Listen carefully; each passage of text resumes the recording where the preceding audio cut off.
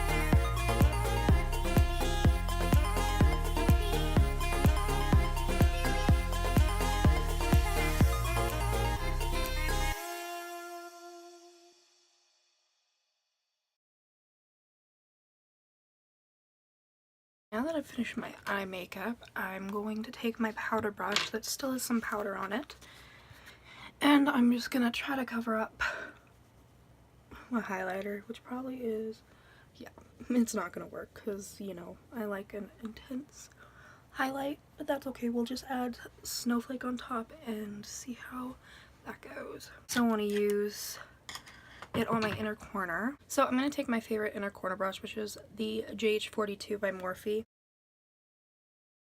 Let's see how this looks. Oh my god. That is beautiful as an inner corner highlight, so I am very curious to see what this looks like as a highlighter. I'm just going to take my highlighting brush and I'm just going to swirl in, tap off some excess. We all know this is going to be blinding, so... Oh. Who is she? Like, wow. Well, I'm going to be like the Tin Men today, and whoa, that is such a stunning shade. Oh my god. Now that we have our entire face glowing to the gods, I want to take the dewy set and I'm just gonna spritz this. The mist is beautiful and this smells delightful, and I mean the packaging is just so cute. So this is my finished look using the Riviera palette and all of the spring collection by ABH. Honestly, I'm really in love with everything. Now honestly, I can't fully review this yet because I have only used it once, but first impressions wise, I am obsessed. I've seen so many beautiful looks that I want to try to recreate eventually, and I am so excited to use it more.